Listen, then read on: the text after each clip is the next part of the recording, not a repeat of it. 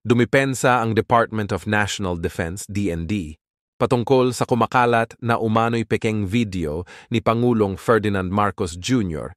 na ipinakalat sa pagtitipon ng maisug sa Los Angeles, USA. Makikita sa video ang isang lalaking umano'y si Marcos na suminghot ng pinaghihinalaang droga. Sa inilabas na pahayag ng DND nitong Lunes, Hulyo 22, sinabi nitong peke ang video at pagtatangka lamang umano ito para sirain ang Administrasyong Marcos.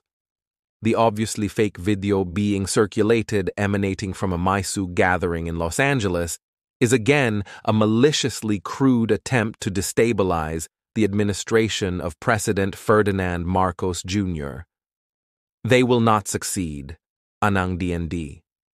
Even the release of the contrived video in the USA is a cowardly attempt to escape Philippine criminal jurisdiction, saad pa ng ahensya. Hinimok rin ng DND ang mga autoridad sa Estados Unidos na magsagawa ng investigasyon ukol sa ipinalabas sa naturang pagtitipon. We urge the proper U.S. authorities to investigate and bring to justice the perpetrators of this disgusting act, wika pa ng DND. May nagpakita po sa akin kani-kanina lang ng isang video na di umano'y maisog na convention sa Los Angeles, California kung saan nagpalabas po sila ng isang video na ang gusto po nilang palabasin, ito po ay video ng ating Pangulo na may ginagawang hindi kanais-nais. Pero kitang-kita po dito sa video na hindi po yan ang ating Pangulo. Peke po ang ginawa nila na video at obvious po na ito ay gawa-gawaan lamang. Ngayon, maliwanag na po sa akin, mga kababayan, na meron po talagang matinding plano na i-destabilize po ang ating gobyerno. Nag-umpisa po ito sa mga fake na mga news tungkol po sa Armed Forces of the Philippines at Department of National Defense. Tapos nagprogreso po ito sa di umano'y walkout na hindi naman po nangyari. Pagkatapos po ngayon, na curiously po, araw po ng SONA, naglabas po sila ng peking video at sa Amerika pa. Bakit po sa Amerika? Yan po siguro ay parte ng plano nila upang sila po ay hindi masubject sa jurisdiction ng Philippine authorities. Kaya sa ganun pong pangyayari, kami po ay nananawagan sa authorities po sa Estados Unidos na imbestigahan po itong insidente na ito upang ang mga malisyosong nasa likod nito ay maharap sa hustisya. Kami naman po sa Department of National Defense, 10 ng lahat ng ahensya, kaanib na po ang Armed Forces of the Philippines, ay naninindigan na solido sa likod ng liderato ng ating Pangulo, President Ferdinand Romualdez Marcos Jr., ang constitutional chain of command at ang ating saligang batas.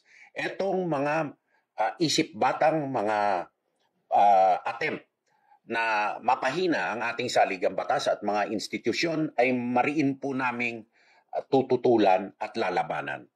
Kami po ay makikipag-ugnayan at makikipagtulungan sa lahat po ng ahensya ng gobyerno upang masugpo itong mga nasa likod nitong hindi kanais-nais at karumal-dumal na plot na ito o mga gawain na ito na at kung ito ay may kaugnayan sa mga iba't ibang mga puwersa na hindi kanais-nais. Susugpuin po natin ito at hindi po pwede na magwatak-watak ang ating republika sa mga swapang na pamamaraan o makasariling paraan na ganito. Kami po ay nananawagan sa ating mga taong bayan na manindigan sa likod ng inyong republika, sa likod po ng inyong saligang batas, sa likod po ng soberanya, sa likod po ng territorial integrity ng Republika ng Pilipinas na pilit niwawasak at pinaghihiwa-hiwalay nitong mga makasariling at mga karumal-dumal na mga tao na ito. Kundinahin po natin sila at kami naman po ay gagawin po lahat upang masugpo ito. Marami pong salamat mga kababayan at mabuhay po ang Pilipinas, mabuhay ang bagong Pilipinas, mabuhay ang Pilipino.